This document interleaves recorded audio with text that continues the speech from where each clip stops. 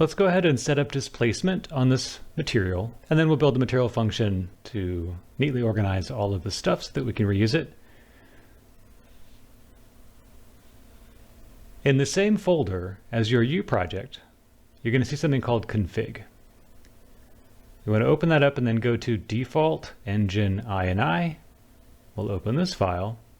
You want to go down to the renderer settings section and add these two lines. So r.nanite.allow tessellation equals 1 and r.nanite.tessellation equals 1. This is a little bit unpleasant, but it's necessary. Once you get that taken care of, you want to go to Edit, Plugins, and just type in Displacement, and you should see Nanite Displaced Mesh. Make sure that's enabled. You may need to restart. Now we can head over to the material. So our displacement information is coming currently from the blue channel of our ORD, which was set up in the previous video. So the way displacement works is you have a grayscale image, and the midpoint of that grayscale image is going to be where it's not displaced, but white will go up and black will go down. So we need to modify the intensity of our vertical displacement as well as the overall, like where the mid-level actually is, and it's going to be different for each material. So we want to add a couple of parameters here. So I'm going to call this one displace intensity. And then this one I want to name displace offset. We're going to set the default value to displace offset to 0, and we'll set this one to something like, actually we'll just leave it at 0 for now. Well, it's going to be a multiply, so we'll set it at 1. It's going to be a pretty significant displacement, which we'll see here momentarily. Got to hold the M key and tap the left mouse button. We're going to plug our displacement intensity into the B channel, pull off from the B channel of our ORD texture, and then we're going to hold A for an add. So we're multiplying the intensity value and we're adding the offset value. And then this stuff I'm just going to plug directly into displacement. Go ahead and save this. Now we need to select our material, in this case M tiling demo. I probably already turned this on, but you will want to look for enable tessellation. Just want to turn that on. The default value of 4 and 0.5 for now are totally fine. Just make sure you enable tessellation. Go ahead and save your material. And then on the landscape itself here, you can see it's already enabled. I'm going to scroll down. You want to hit enable nanite, turn that on, and then click build data. I already kind of ran through this just to make sure I wasn't going to forget something. So once that's done, we're going to go to our, I'm going to reset these values. Our material instance, go ahead and save it. So the displacement intensity of 1 and the displacement offset of 0, that should be jumping off the page. Let's rebuild the data there. There we go. So clearly that's going to be a little bit more displacement than we're looking for. I'm going to set the displacement intensity to something like 0.003. We may need to rebuild the data. We can drop our player down. So the first thing that you can see is we're floating. So that's what the offset is for. We want to dial in the intensity. Sorry, not 0.03, I think 0.03. There we are. So now you can see the rocks are a little bit more, well, displaced, but it's hard to tell when we're not right up on the surface. So obviously we need to modify our offset value, and we can just increase this, and you'll see that we are bringing the surface up to right where it needs to be. And again, it's going to be different for every material, and it's going to be based on the intensity. So if I like this, I can see that's like 0.49. Great.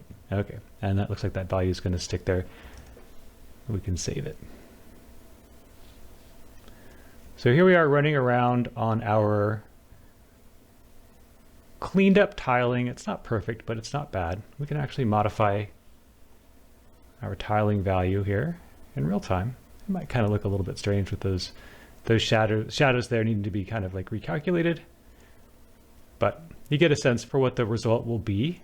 If we wanted a little more displacement, we can punch this up to maybe 0.4. But we need to be mindful of our offset. Maybe we drop this down a little bit. 4.7. So anyway, the shadows on the nanite stuff can be a little bit strange until you run around a bit and kind of clean them up. But there we go. So clearly we're floating at 4.7, so maybe it's going to be 4.8. Anyway, this is something that we're going to need to dial in for all of our material layers. So we want to make sure that these two values are actually exposed as parameters. Great. Okay, so there is our displaced material. Now we're going to go ahead and set this up in a material function. Here in the content browser, we're going to right-click, go to Material, and then go to Advanced and select Material Function. We'll call this one MF Tiling Landscape.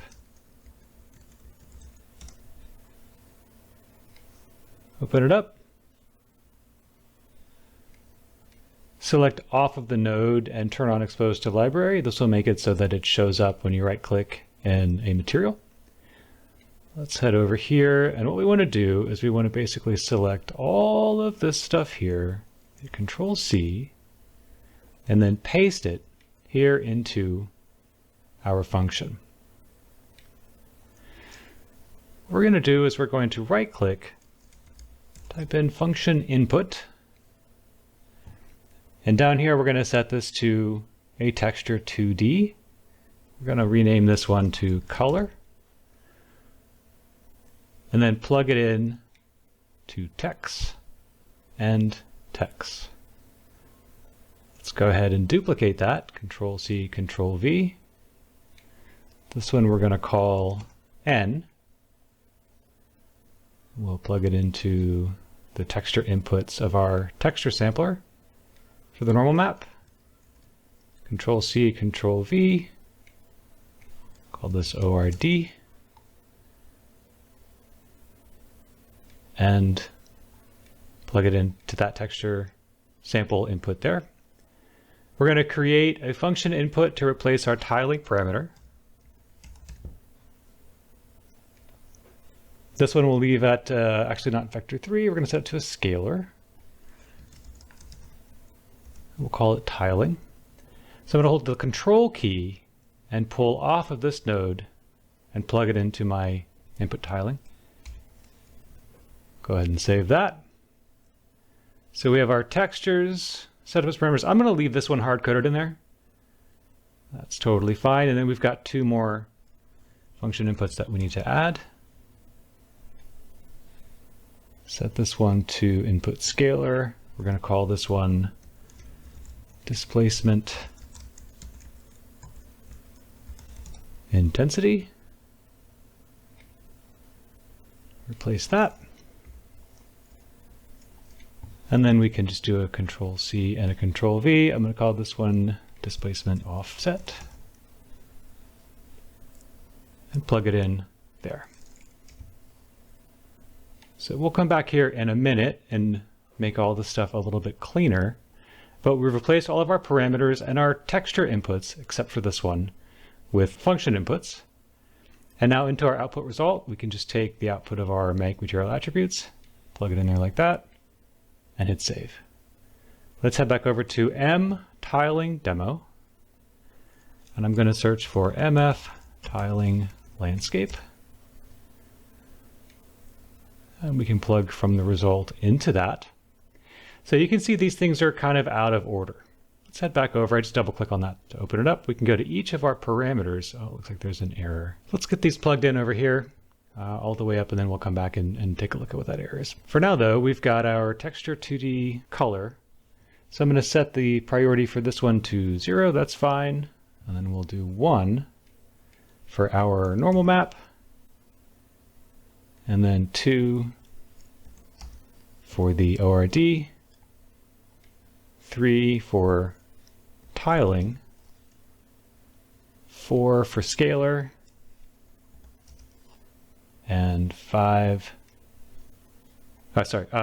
for the intensity and 5 for the offset. And this should be reordered in a way that looks very clean. So we can't use the texture sample directly as the inputs. It doesn't like that. What we can do is create a texture object. So we'll make a texture object, select this, we'll go and search for it, and then we can just pipe it in directly here. So that goes into color. I'm going to duplicate this. Let's go find our normal map, search for that, plug it into the normal slot there. We'll duplicate this one more time to ORD. Go find that one, search for it, and plug it in. And now we need to make some scalar parameters. This one I will call tiling. I think we landed on 0.03 or something. Oops, 0.03 for tiling. And then for the displacement intensity, we'll go ahead and rename that. I think it was something like 4.8. Actually, I think that was the offset value. Tiling was, I'm way off, 169. Sorry about that. Intensity was 0.03, and struggle bus today. Almost there.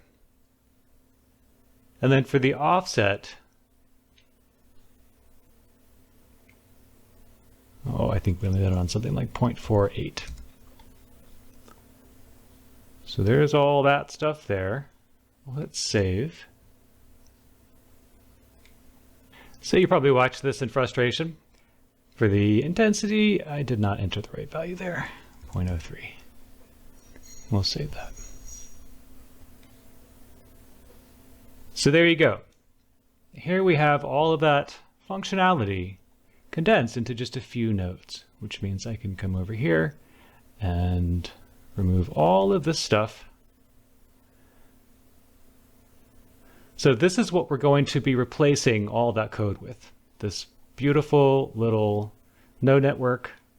Now, for future proofing yourself, I don't really know what the issue is there, but it seems to be working. So maybe at some point I'll regret not going in and debugging that. But for the sake of brevity, I think we're already a little long on this. I'm just going to skip it. You can see down here, like it's got a, missing preview connection. Oh, it wants some kind of a preview connection. Oh well. But to make this easy for somebody else, you want to come in here and kind of organize a little bit. So I just highlight some nodes and tap the C key. So I'll just add color there for that. This is the mask. Just sort of organizing things. And most of the time it's actually, if you're the one that built the material, it's going to be your life that you make easier by setting this up properly. CORD, etc. That's some good stuff right there. Hopefully you found it to be useful. How to set up a material function, how to build Nanite displacement into your landscape texture, etc., etc. So in the next video, we're going to plug all of this new stuff into our existing landscape example where we had a variety of masks created in Gaea, and we'll finish this up hopefully. Actually, just kidding. I can't leave this error here. You should not leave errors in material functions. So I'm going to create a texture object and plug it in there. I'm just going to come over here and search for default texture.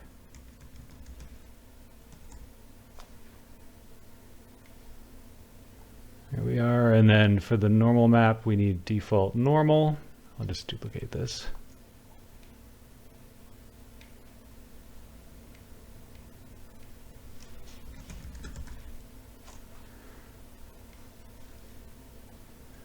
And then for this one, we can just duplicate it. For the ORD,